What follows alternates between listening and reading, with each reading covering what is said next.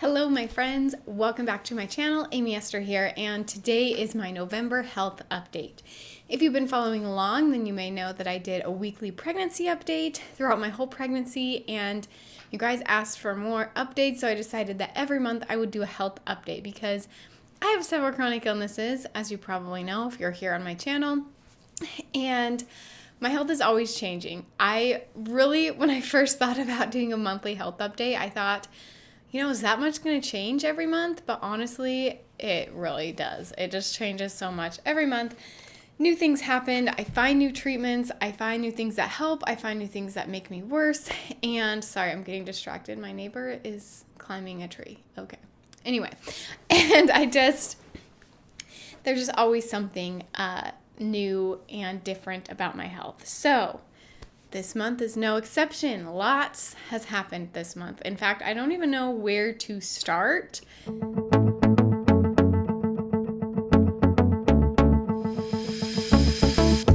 Let's start with mental health. So, my mental health, I told you in my last update that I felt like I was doing really good mentally. This month has been not as good.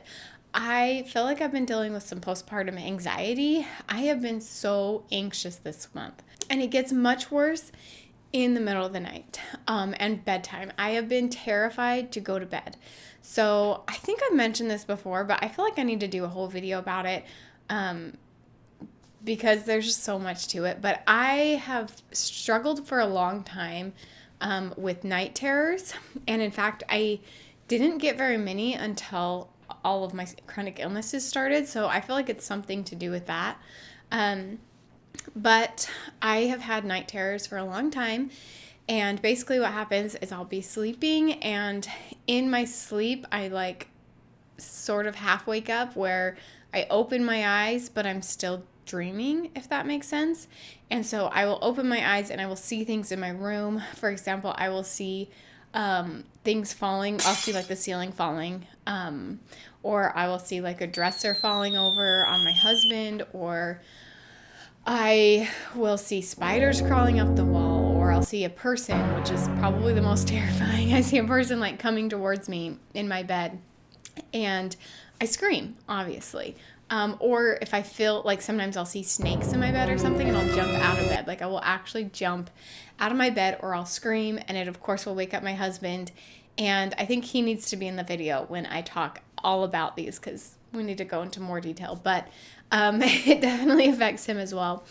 And then I wake myself up when I scream or when I jump out of bed. I fully wake up, realize it was a night terror, and my heart is beating super fast because of, this scary thing that I just saw. And then I need to calm myself back down. So even though I know that it wasn't real, I still my heart's still beating super fast, and I'm still a little scared just because of the adrenaline going and everything. So I've been dealing with that for a while, but this month my night terrors have gotten much worse, and I've had a lot of nightmares, and they all are kind of around the same theme. So nightmares is when I'm still it's a full dream, but it's still really, they're very scary, and they're always just full of, I'll do a whole video about them, but, and then night terrors is when I see stuff, I'm half awake, half asleep, I see stuff in my room. So I get both of those, but they've been so bad that I've been scared to go to sleep. So I feel fine right now, and I think, why am I scared? Obviously it's not real. And then I go, try to go to bed at night, and I can't sleep. I'm just full of anxiety because I don't want to sleep. And so I have had a lot of questions about anxiety. So maybe that's just the Lord blessing me with more anxiety so that I can help you guys who have been asking me questions about it. But I've definitely been dealing with lots of postpartum anxiety, night terrors and everything. And I think we need to get my husband in on this video about night terrors, because it definitely affects him as well, as I wake up screaming all the time.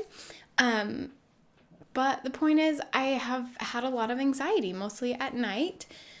During the day, I feel pretty good, but at night, it's been bad. And once I do finally fall asleep, I'll have a nightmare, and it'll wake me up, or my son will wake me up because he's still 3 months old, and I can't fall back asleep because then I'm even more scared because it's the middle of the night and I'm even more anxious. So videos coming out about that real soon. If you have questions for me, I would love to answer them because I have been getting a lot of questions about anxiety. So I know I need to do a lot of videos about that. And I don't want to take up the whole time here. I could talk about it for 20 minutes right now. But I think I'll just leave it there for this video, and then we'll go into more depth into a specific video about postpartum anxiety and some things I'm doing to help, because I have seen a little bit of help over the last couple weeks of some things my husband and I have been trying to help me. But yeah, it's been a fun month in that regard in my mental health. However, I still don't feel any postpartum depression, which is good.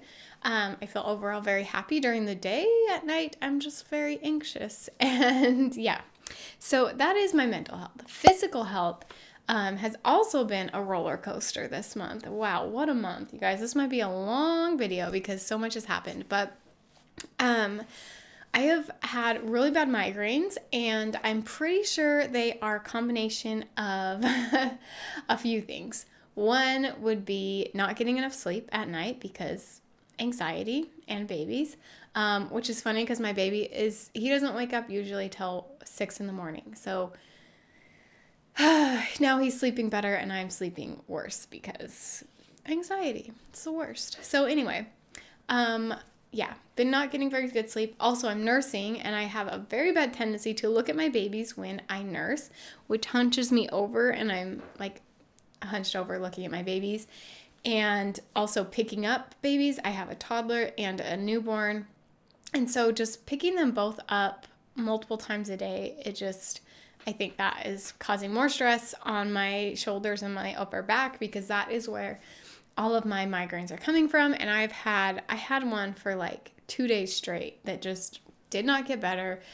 I took tons of ibuprofen and acetaminophen. Those are the two things that I can take. If I take aspirin, I get very, very sick, so I can't take Excedrin or anything like that. And then I have one medication my doctor gave me that does work.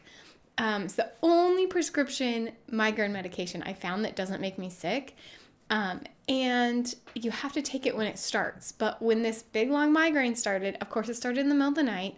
So by the time I woke up, I felt like it was too late and it wasn't going to work. So yeah, it's been quite the migraine month. So today, you guys, just a few hours ago, I got back from a lovely massage, and I really needed it. And I had a wonderful massage therapist, and I think I'm going to go back to him for my next one. My husband actually booked it at a different place than I normally go. Now, just so you know, I don't get that many massages. I wish I did. If I was made of money, I would get a massage every single week. But it's probably been about a year, because I don't remember getting any when I was pregnant. So it's probably been about a year since I got a massage, but I usually would always go to the same place. And my husband accidentally went to a different place when he booked my massage, and I ended up liking it a lot. And so I think I'll go back there. They do have a program, which I'm sure is just to get you to come get more massages, but it might work for me because it's every month. It's $60 for a 60-minute massage. So I thought maybe if I signed up for their monthly program, that might be a good thing, because when I thought about it, I don't know why it's hard for me. You guys let me know if you're the same way. It's hard for me to pay for things that aren't for my health, that aren't like your typical health things. Like if a doctor gave me medication that was $60 a month, I would take it no problem, and I would probably pay for it, and I wouldn't complain about it. But my brain has a harder time accepting things like massages as a medical need that would help me feel better. And so I'm working on that, on being better about spending money on my health where it's needed. So right now I feel the loosest I ever have in my neck area. He just did it very different than usually. They just kind of go really hard at the knots that I have in my neck, but he more focused on just like all the muscles in my neck. And I just feel so much looser and better than I normally do. I normally feel better after a massage. But this time it was just different. And I feel like it might help more long term. Like the ones that I had before, it would help for like a week and then it would start to come back. But the way he did it, I think if I got one every month, it might actually help me throughout the whole month. So that's what I'm thinking about. I haven't decided for sure if I'm going to do a monthly massage, but if after the next few weeks I'm still feeling better from this massage, then I might try it. And then he taught me a few exercises to do, like that pull my arms back. And I do have an exercise series coming to my channel in 2021, January 2021, and I'm so excited because one, it's got me exercising, and I've been really trying to get exercising, and it is it's going to be amazing. I don't want to tell you too much about it because I could go, I have more to talk about here, but that has been helping. And he recommended exercising every single day, working out my muscles to, first of all, get more blood flowing to the top half of my body because of my POTS, and as well as help with my migraines, because he said the more you exercise those muscles, the better that they will get, because you just naturally, as a human, we tend to kind of like curl our shoulders forward more than back. Another thing I might try is my brother-in-law suggested getting one of those like posture straps. So I might try those. I will let you know how it goes in my next health update if I like it. But I think I'm going to try one of those as well. Sorry, my lighting seems to be changing outside. Hopefully that's not too annoying, but migraines have been hard, and so I am working on some new things with that, and I will keep you updated. The next thing is diet. In my last update, I talked about how I was going strict paleo, and I did really good until the beginning of this month. I got such bad stomach issues. My stomach was on fire. Usually I'm pretty good at dealing with my stomach pain, but I was having so much nausea that it was hard for me to even eat, and I'm nursing, so I not only need to eat for myself, but for my son. And so I was forcing myself to eat so I could keep my milk supply up, but just had no appetite. Like, I seriously felt pregnant again. That's how nauseous I was, and no appetite. I did take a test. I'm not pregnant, but that's how I felt. I just kind of feel pregnant this month with the nausea and the lack of appetite that I've had. So that's been really hard. And so for a while, I kind of got off of it, off of the paleo diet, and I just ate what I could handle. I was eating popcorn. I was eating quesadillas. Like, I just was struggling. And what I thought would happen was that my stomach issues would get better when I got off the paleo diet, and they didn't. They just continued to stay about the same. So I honestly don't know what to eat. I don't know if I should eat paleo or not. And I think I posted a video a couple weeks ago about like the frustrations I've been feeling when I do eat paleo, and then I still have other symptoms. And then when I try things, and it's just, I just can't get it balanced. And I'm really struggling just knowing what to eat and what to try. Because it just seems like there's no good balance of it. So my husband thinks I should just eat whatever sounds good at the time, even if it's quesadillas and whatever piece of toast or something. But I don't know. I don't want to make the rest of me feel worse. So you guys, let me know what I should eat. What do you think? I've tried it all. I've tried the low FODMAP. I've tried SIBO low FODMAP. I have tried paleo. I've tried AIP paleo. I've tried gluten-free, dairy-free. I feel like I've tried so many different diets, and I just can't seem to win. So let me know what you guys think. Right now, I'm kind of just eating what I know doesn't make me super sick, and just seeing what happens. But I don't feel like my migraines have changed either with my eating. I haven't increased sugar or anything, because I do know when I have more sugar, I get more migraines. But my migraines, it doesn't seem like me changing my diets this past couple months has changed my migraines. They've just consistently been really bad. So I don't know, you guys. I don't know what to do.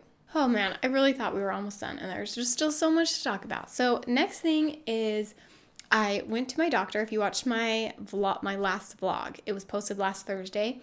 And I went to my endocrinologist. He's a new doctor that I started seeing when I was pregnant. And if you recall, if you have been following along, that doctor thought that I possibly had diabetes insipidus. And so he has been doing a few tests that he can do while I'm nursing. The big, like, normal test that they do, which is basically just don't give you water for 8 hours or so, and then they see if you get dehydrated. That one's not safe for nursing because I would be getting too dehydrated if I have it. And so we've been trying some other tests to see if I have it. And so far they've all come back normal. So I don't know if I do or not, but the good thing that's come from this is that I have started to notice that when I flare, I'm extra thirsty and I am probably getting a little dehydrated. So whether I have diabetes insipidus or not, I need to keep up on my water for my POTS, because if I don't, then my POTS starts to flare and my muscles ache so incredibly bad that it is hard to get out of bed. And yeah, so I've just noticed that now that we've kind of gone down this other route of maybe I have this issue with basically urinating too much and making myself dehydrated. I've just started to notice that I get really sick when I don't drink enough water. And it's not just like, oh, I didn't drink any water today. I'm drinking water, but I'm not drinking tons of water. If I don't drink tons and tons of water, then I get just so sick. So I pretty much always have my water bottle with me, but now I've been trying to just increase it even more. Like right now, I still feel thirsty. I don't remember the last time that I didn't feel like I needed to drink water. My mouth is always dry. I just always feel thirsty all the time. And so that is originally why we started testing for this, but I don't know, you guys. At least I know that I need to drink more water. So I will let you know, some of the tests haven't come back yet. I'm still waiting on some of them. So I will keep you updated on my next health update if anything happens there, but I'm just trying to increase my water a lot. A couple other things that are new this month is rashes and dry skin, especially on my arms. They've been like flaking off because they're so dry. I assume it's with the changing climate because it's now getting very, very cold here. And so that's been really annoying. Anyone else get super dry skin? I get the worst eczema. Like my hands are just bleeding, and especially with the pandemic this year, I'm washing my hands even more than I normally do, and I already wash them a lot. And so they just like bleed and crack, and then my arms I'm constantly putting on lotion. My lips are insanely dry. I seriously have a whole thing of Vaseline next to my bed, and I'm just all night long just like slapping it on my face because my lips get so dry. So that's been annoying, but that's just life as it turns to winter. And the other last thing I want to talk about today is the heat regulation in my house has been so bad. So this house that I live in, it's great. We love it for so many reasons, but there is one reason that I just struggle with it. And there's a few reasons I struggle with it. But one of those is it does not have good heating and cooling. So first of all, we don't have an air conditioner here. We have a swamp cooler. And y'all know I have heat intolerance, and I get so sick in the summer because I just have to sit under the swamp cooler all summer because my house doesn't regulate well. Like it's super cold under the swamp cooler. Anywhere else, it's like sweltering hot, especially you go downstairs, it's even worse. Oh, it's a mess. And then in the winter, I keep thinking, oh, winter's going to come and then it's going to be easier to regulate the temperature in the house. No, our heater just does not work efficiently. So like, of course our thermostat is right underneath our swamp cooler. So even though we cover up the swamp cooler in the winter and we do our best to like keep the cool from coming in, it's still colder under the swamp cooler no matter what. Just it finds its way to get into our house. And so we have to turn our thermostat down to like 67 or 68 when I like my house around 70, I would say, in the winter. And so we have to turn it down a little bit there. So the upstairs is super cold in that area. But then my kids' rooms are smaller. They're the smallest rooms in our house, and they're carpeted. And a lot of the rest of our house is tile. And so those rooms just heat up. Like I will turn up the thermostat from 67 to 68, and my kids' rooms will go up 5 to 8 degrees in just from turning it up 1 degree on the thermostat. So it's just been a mess. And so because of that, night times are hard because first of all, I'm always checking my kids' rooms, making sure they're not getting too hot. And I'm, because I'm not sleeping anyway, but then I wake up sweating because our room, like sometimes it will get too hot because that swamp cooler is right above our thermostat. And so it just makes that room cooler. So then it turns on our heater 12 times more than it needs to. And our room will be like so hot that I'll just be sweating waking up. And so then I'll turn it down and then I'll wake up a couple hours later and I'm freezing because the heater didn't turn on when it was supposed to. It's just a mess, you guys. So there are a lot of good things about our house, but I'm not loving that one. And I've told my husband many times I want to move, but I don't know. It's just with the pandemic and everything, and house prices are skyrocketing in our area. Now we do have a lot of equity in our house, of course, but it would just be a huge deal to move. And so I don't know if we'll be able to do it anytime soon, but man, it has just been so annoying and it has been affecting my health because I just need my temperature regulated. If I get too hot or too cold, it's just bad for me. So anyway, that was kind of just a little complaining I needed to do about my house. But a lot has happened this month. And I feel like there was more that I didn't even get to because there's been so much. And this video could probably be an hour long of me explaining all the things. So a few things before we go, please let me know in the comments what questions you have about anxiety. Specifically because I am working on some videos for that. And I'm working on myself. So if you have any advice for me or anyone else, or you have questions for me, please leave them down below. If you have any advice for me about what the heck I should be eating, tell me. So let me tell you my chronic illnesses: POTS, Hashimoto's disease, fibromyalgia, chronic fatigue syndrome, endometriosis, PCOS, SIBO, small intestine bacterial overgrowth, IBS. Did I miss any? I probably did. Chronic migraines, all the things.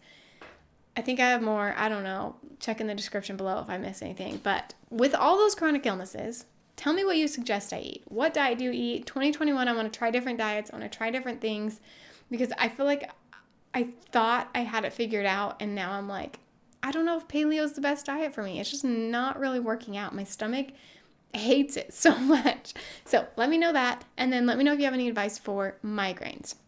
Sorry, this video ended up being just give me all your advice, I guess. But you guys really liked my last health update. And I really like doing it because, one, it just kind of gets it off my chest. And then I get to connect with you guys. And I also always come up with more video ideas when I do this because you guys always ask me so many good questions in the comments. So let me know any questions you have.